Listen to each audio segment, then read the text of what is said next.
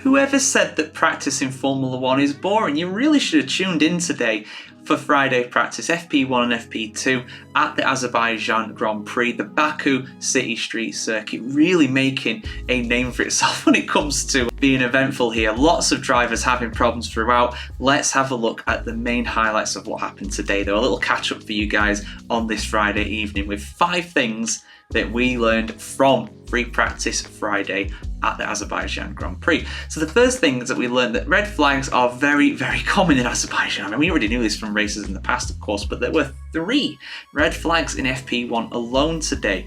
The first was for debris on track. At first, we didn't really see why that was. It took a while for us to see, but Marshall had to go out on track to collect some debris that if it actually hit a tyre or something like that, got run over by another car, it could have been a nasty, nasty puncture and a nasty crash as a result. Franco Colapinto also crashed his Williams into the barriers, as did Charles Leclerc as well. So 3 red flags in total. Leclerc, of course, coming into this one on great form. The fact that he has won the last race at Monza and also has got 3 pole positions here in a row, but that very much put it into doubt. But then again, in FP2, things all turned around. The second thing we learned is that Ferrari are fast here. Leclerc is very quick indeed here. Now, his car at first didn't feel right. According to him, he was complaining to his engineers on the radio, just like, how can you not see this in telemetry? There must be something really wrong with this car. But whatever it is, they managed to fix it, get him back out on track, and he was the fastest man on Friday, setting the fastest time in FP2. The third thing we learned is that George Russell and Mercedes are probably going to have a hard time this weekend because George Russell had a very tricky but non-eventful day. FP1 seemed to go relatively swimmingly for him, but in FP2 he had an engine issue that kept him out of most of the session, and then when he did get going, he eventually found another problem with his Mercedes, so not really much representative running on Friday evening in Baku. The fourth thing that we learned is that Lando Norris is a very, very lucky boy, and it's not his fault absolutely that he got into this incident at all, but Pierre Gasly basically slowed down on a fast lap through the high-speed chicane at the end of the lap, and it caught Lando Norris completely unawares, ruined his attempt at getting the fastest lap of FP2, and yeah, it could have been a nasty, nasty crash had they made contact. Norris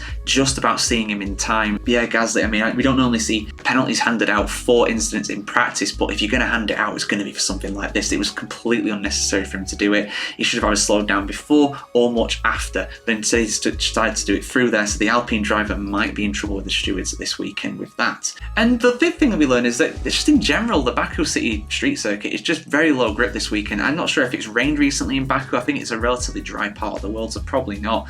But because these are like regular roads with the rest of the year round, the grip was very, very low, and as a result we saw a lot of cars going wide, not just the crashes that I mentioned that caused the red flag, but loads of going wide moments. I think Perez, Sainz, Albon, loads of drivers had issues today where they had to use the runoff and reverse out or spin around and get out. So there's going to be mistakes that are happening through this Azerbaijan Grand Prix weekend, not only in qualifying but also for the race on Sunday too, because both qualifying and the race are going to be run at relatively similar times to what FP2 was run today, and we seem to have even more problems there as well as the sun began to set in the windy city, and of course the wind itself playing a part in unreliability in that aspect as well. But yeah, there we go guys, those are the 5 things that we learned from Azerbaijan Grand Prix Friday practice. What were your main takeaways from today? Mine is that Leclerc looks like he's going to get pulled, but will he be able to be consistent in the race? We'll have to see what happens with that. And of course, subscribe to the F1Chronicle.com to see much more video content throughout this Baku City weekend in F1